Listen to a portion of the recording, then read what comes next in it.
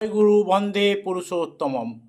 গাঢ়তমসার পাষাণ যবনিকায় অন্তরালে মানবাত্মা যখন নিষ্পেষিত ও কন্দন ব্যাকুল, প্রবৃত্তি নাগিনীর তপনিঃশ্বাসে মানুষ যখন শোষিত, সর্বহারা, উন্মাদ এবং আত্মঘাতী, ধনী নির্ধন, পণ্ডিত মূর্খ, জ্ঞানী অজ্ঞানী, আত্মিক রাজ্যে সকলেই যখন দেউলিয়া, অন্তঃশ্বাসশূন্য ধর্ম এবং সংস্কারের চাপে মথিত জীবনের বিদোদ্গীরণে সারা বিশ্ব যখন আকুলিত, বিজ্ঞান যখন মানুষকে কেবল অজ্ঞান করে তুলেছে এবং প্রকৃতির অঙ্ক থেকে আহত শক্তি এবং সম্পদের মদগতিতায় প্রকৃত ধর্মকে অস্বীকার করার বিরাট অভিযানে মুখর, ঠিক সেই চরম মুহূর্তে শ্রী শ্রী ঠাকুর অনুকূলচন্দ্রের আবির্ভাব। ভারতের জাতীয় জীবন যখন সংহিতাহারা এবং শতধা বিচ্ছিন্ন, ব্যষ্টি জীবন তখন আত্মকেন্দ্রিকতার পঙ্কে নিমগ্ন, পাশ্চাত্যের প্রবৃত্তি মানসিকতার আলবিস্তারে উন্মুখ এবং বিস্ময় মানবিকতাকে গ্রাস করতে উদ্যত। মহাদুর্দিনের সেই চরম সন্ধিক্ষণে ভারতের প্রত্যক্ষ অঞ্চলে নীরব পদসঞ্চারে অতি সাধারণ পরিবেশে সাধারণ জনগণের মধ্যে শ্রী শ্রী ঠাকুরের আবির্ভাব।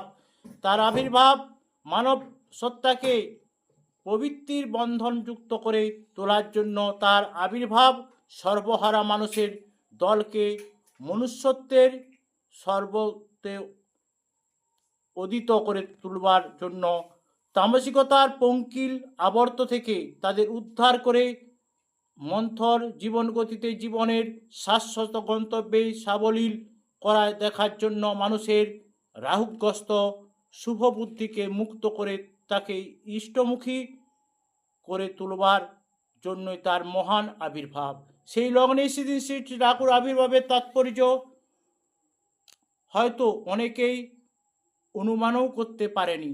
সেদিন প্রাচ্যের এবং প্রস্তুচ্য অঞ্চলে প্রজ্বলিত করেছিলেন একদা সেই দীপশিখা, যে অনির্বাণ থেকে একের পর এক রিক্ত মানুষের অন্তরে অন্তরে জীবনের দ্বীপ জ্বালাতে জ্বালাতে বিভাকে এক মহাজীবনের দেবী আলোকে উদ্ভাসিত করে তুলে অচ্ছেদ্য প্রেম বন্ধনে এক মহান মানব সমাজ গড়ে তুলবে।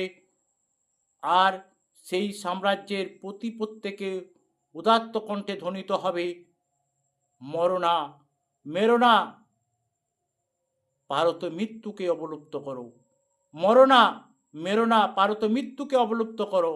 তা কি আজও অনেকে ধারণা করতে পারছে? আত্মকেন্দ্রিকতা এবং হীন মনস্কতার নাগপাশকে যারা শিথিল করতে পেরেছে, তারাই হয়তো কিছুটা অনুমান করতে পারছে।